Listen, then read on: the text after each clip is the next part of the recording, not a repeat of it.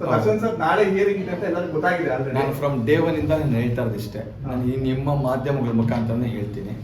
ನಾನು ವೈಯಕ್ತಿಕವಾಗಿರ್ತೀನಿ, ಲಾಯರ್ ಆಗಿ ಅಷ್ಟೇ ಅಲ್ಲ, ಒಂದು ವೈಯಕ್ತಿಕವಾಗಿ ಕೂಡ ನಾನು ಹೇಳ್ತೀನಿ, ನಿಜವಾಗ್ಲೂ ಈಸ್ ಇನ್ನೋಸೆಂಟ್. ಕಾನೂನಲ್ಲಿ ಅವ್ರಿಗೆ ನ್ಯಾಯ ಸಿಗತ್ತೆ, ಕೋರ್ಟಲ್ಲಿ ಅದು ತೀರ್ಮಾನ ಆಗುತ್ತೆ. ನಾಳೆ 4th ಅಲ್ಲ, ನಾಳೆ ರೆಗ್ಯುಲರ್ ಡೇಟ್ ಅಷ್ಟೇ. ಅದು ಏನು ನಾಳೆ ಏನು ಅಂತ ಚೇಂಜಸ್ ಏನಿರಲ್ಲ. ಅವ್ರು ಜುಡಿಷಿಯಲ್ ಕಸ್ಟಡಿಯಲ್ಲಿ ಇರ್ತಾರೆ. ಆಮೇಲೆ ನೀವು ಒಂದನ್ನ ತಿಳ್ಕೊಳ್ಳಿ, ದರ್ಶನ್ ಸರ್ ಅಷ್ಟೇ ಜುಡಿಷಿಯಲ್ ಕಸ್ಟಡಿಯಲ್ಲಿಲ್ಲ, ಅದರಲ್ಲಿ 19 ಜನ ಇದ್ದಾರೆ. ದೇ ಆರ್ ಆಲ್ಸೋ ಹ್ಯೂಮನ್, ಅದನ್ನು ನಾವು ಮರಿಬಾರ್ದು. ಅವರು ಕೂಡ ಮನುಷ್ಯರು, ಅದರಲ್ಲೂ ಇನ್ನೋಸೆನ್ಸ್ಗಳಿದ್ದಾರೆ. ಸೊ ಅಂದರೆ ಅಲ್ಲಿ ಎಲ್ಲೂ ಕೂಡ ಅವರೇನು ಅಪರಾಧಿಯಾಗಿ ಎಷ್ಟೋ ಮೀಡಿಯಾಗಳಲ್ಲಿ ನಾನು ನೋಡಿದೆ, ಅವ್ರನ್ನ ಎಲ್ಲರನ್ನೂ ಅಪರಾಧಿಗಳ ಥರ ಬಿಂಬಿಸಿದ್ದು ನಾನು ನೋಡಿದೆ. ಎಲ್ಲರಿಗೂ ಒಂದು ಜೀವನ ಇರುತ್ತೆ, ಎಲ್ಲರಿಗೂ ಒಂದು ಕುಟುಂಬ ಇರುತ್ತೆ. ಇಲ್ಲಿ ಏನೇನೋ ನಡೆದಿರುತ್ತೆ, ಸರ್ಕಮ್ಸ್ಟೆನ್ಸ್ಗಳು, ಸಿಚುವೇಶನ್ಸ್ಗಳು ನಮ್ಗೆ ಯಾರಿಗೂ ಗೊತ್ತಿರೋದಿಲ್ಲ. ನಾನು ಮಾಧ್ಯಮಗಳ ಮುಖಾಂತರ ತಿಳಿಸೋದಿಷ್ಟ, ಆ 19 ಜೀವನ, 19 ಜೀವಗಳು, 19 ಕುಟುಂಬಗಳ ನಾವು ನೋಡ್ಬೇಕಾಗ್ತದಲ್ವಾ. ಸೊ ಅವರಿಂದ ಬರೀ ಆಪಾದನೆ ಒತ್ತಿರ್ತಕ್ಕಂಥ ವ್ಯಕ್ತಿಗಳಷ್ಟೇ, ಯಾರು ಅಪರಾಧಿಗಳಲ್ಲ. ಅದನ್ನ ಮರಿಬಾರ್ದು. ಕೋರ್ಟ್ ತೀರ್ಮಾನ ಮಾಡುತ್ತೆ ಅವರು ತಪ್ಪು ಮಾಡಿದಾರ, ತಪ್ಪು ಮಾಡಿಲ್ವಾ ಅಂತ. ಸೊ ಅಲ್ಲಿಯವರೆಗೂ ದಯವಿಟ್ಟು ಯಾರು ಕೂಡ ಅವ್ರನ್ನ ಅಪರಾಧಿ ತರ ಬಿಂಬಿಸ್ಬೇಡಿ ಅಂತ ಅನ್ನೋದು ನನ್ನ ಒಂದು ರಿಕ್ವೆಸ್ಟ್ ಅಂತ ಅನ್ಕೊಬೋದು. ಯಾಕಂದ್ರೆ ಅಲ್ಲಿರೋ 19 ಜನ ಇನ್ನಸೆಂಟ್ಗಳಿದ್ದಾಗ ಆ ಎಲ್ಲ ಹುಡುಗರುಗಳು ಏನ್ ಮಾಡಿದ್ದಾರೆ ಏನ್ ಮಾಡಿಲ್ಲ ಕೋರ್ಟ್ ತೀರ್ಮಾನ ಮಾಡುತ್ತೆ. ಅದ್ರಲ್ಲಿ ತಪ್ಪು ಮಾಡಿರೋರು ಯಾರು, ತಪ್ಪು ಯಾರು ಮಾಡಿಲ್ಲ ಅದು ಕೋರ್ಟ್ ತೀರ್ಮಾನ ಮಾಡುತ್ತಲ್ವಾ.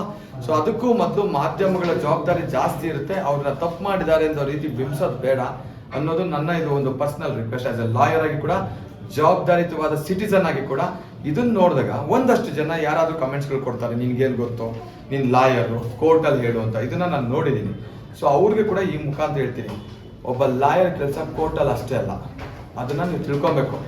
ಒಬ್ಬ ಲಾಯರು ತನ್ನನ್ನು ನಂಬಿ ನನ್ನ ಹತ್ರ ಬಂದು ನಮ್ಮನ್ನ ಕಾಪಾಡಿ ನಾವು ತಪ್ಪು ಮಾಡಿಲ್ಲ ಅಂತ ಬರೋ ಪ್ರತಿಯೊಬ್ಬ ಕ್ಲೈಂಟ್ಗಳು ಪರವಾಗಿ ಯಾವ ಜಾಗದಲ್ಲಾದ್ರೂ ಸರಿ ಡಿಫೆಂಡ್ ಮಾಡೋದೇ ನನ್ನ ಡ್ಯೂಟಿ ಅಂತ ನಾನು ಅಂದ್ಕೊಂಡಿದ್ದೀನಿ. ನಮ್ಮ ಹತ್ರ ಬಂದು ನಾವೇನು ಮಾಡಿಲ್ಲ, ನಮಗೆ ನೀವು ಕಾನೂನಾತ್ಮಕವಾಗಿ ನಮ್ಗೆ ನ್ಯಾಯ ಕೊಡಿಸಿ ಅಂತ ಬಂದಾಗ ನಾನು ನ್ಯಾಯ ಕೊಡಿಸೋದು ನಮ್ಮ ಧರ್ಮ, ನನ್ನ ಡ್ಯೂಟಿನ ನಾನು ಮಾಡ್ತಾ ಇದ್ದೀನಿ. ಸೊ ಇದ್ರ ಮುಖಾಂತರ ತಮ್ಗೆ ಹೇಳೋದೇನೆಂದ್ರೆ, ಅನ್ನೆಸೆಸರಿ ನಿಮ್ಗೆ ಒಬ್ರ ಬಗ್ಗೆ ಮಾತಾಡಬೇಕಾದ್ರೆ ಯೋಚನೆ ಮಾಡಿ ಮಾತಾಡಬೇಕು.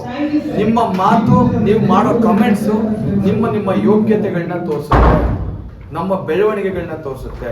ನಾವು ಬೇರೆ ಮನೆ ಹೆಣ್ಮಕ್ಳನ್ನ ರೆಸ್ಪೆಕ್ಟ್ ಮಾಡಿದಾಗಲಲ್ವಾ ನಮ್ಮನೆ ಹೆಣ್ಮಕ್ಳನ್ನ ನಾವು ಕಾಪಾಡ್ಕೊಳಕ್ಕಾಗದು. ನಮ್ಮನೆ ಹೆಣ್ಮಕ್ಳು ಅಷ್ಟೇ ಹೆಣ್ಮಕ್ಳಲ್ಲ, ಬೇರೆ ಮನೆ ಹೆಣ್ಮಕ್ಳು ಕೂಡ ಹೆಣ್ಮಕ್ಳೆ. ಹಾಗೆ ಎಲ್ಲ ರೀತಿಯಲ್ಲಿ ಒಬ್ಬರ ಬಗ್ಗೆ ನಾವು ತಪ್ಪಾಗಿ ಮಾತಾಡೋದಕ್ಕೂ ಮೊದಲು ಯೋಚನೆ ಮಾಡಿ. ನನ್ನ ಪ್ರಕಾರ ಈ case of course as A lawyer ನಾನು ಅವ್ರನ್ನ ಏನು ಆ ಕೇಸನ್ನ ಡಿಫೆಂಡ್ ಮಾಡ್ತಾ ಇದ್ದೀನಿ. ನಾನು ಹೇಳೋದಿಷ್ಟೇ, ಅದ್ರಲ್ಲಿ ಇರತಕ್ಕಂಥ 19 ಜನ, ಅದಕ್ಕೂ ಡಿಫ್ರೆಂಟ್ ಅಡ್ವೊಕೇಟ್ಸು ಅಟೆಂಡ್ ಮಾಡ್ತಾ ಇದ್ದಾರೆ. ಎಲ್ಲರ ಪರವಾಗಿ ನಾನು ಹೇಳೋದಷ್ಟೇ, ಕೋರ್ಟಲ್ಲಿ ಕೇಸ್ ಅಟೆಂಡ್ ಮಾಡ್ತಾ ಇರೋದು ಏನಕ್ಕೆ, ಅವರು ಅಪರಾಧಿಗಳಲ್ಲ, ನಿರಪರಾಧಿಗಳು ಅಂತ ಕೋರ್ಟ್ ಗಮನಕ್ಕೆ ತರೋದಕ್ಕೆ ಅಂತ ಲಾಯರ್ಗಳ ಡ್ಯೂಟಿನೇ ಅದು. ಸೊ ಅದನ್ನ ಮಾಡ್ತಾ ಇದ್ದೀವಿ. ಹಾಗಾಗಿ ಅದ್ರ ಪಾಡಿಗೆ ಅದು ನಡೆಯುತ್ತೆ, ಕೋರ್ಟ್ ತೀರ್ಮಾನ ಮಾಡುತ್ತೆ. ಕೋರ್ಟ್ ತೀರ್ಮಾನ ಮಾಡೋವರೆಗೂ ಅವ್ರ ಅಪರಾಧಿಗಳು ಅಂತ ಎಲ್ಲೂ ಬಿಂಬಿಸ್ಬೇಡಿ. ಯಾಕಂದ್ರೆ ಈ ಸ್ಥಾನಕ್ಕೆ ದರ್ಶನ್ ಅವರು ಇರ್ಬೋದು ಅಥವಾ ಮತ್ತೊಬ್ರು ಎಲ್ಲರೂ ಇರ್ಬೋದು, ಒಂದು ಸ್ಥಾನಕ್ಕೆ ಈ ಹೆಸರು ಮಾಡೋಕ್ಕೆ ಎಷ್ಟು ಕಲ್ಲು ಮುಳುಗಳನ್ನ ತುಳ್ಕೊಂಡ್ ಬಂದಿರ್ತಾರೆ. ನಾವು ಅದಕ್ಕಾದ್ರೂ ಗೌರವಿಸ್ಬೇಕು ಅಂತ ಈ ಮುಖಾಂತರ ಕೇಳ್ಕೊಳ್ತೀನಿ.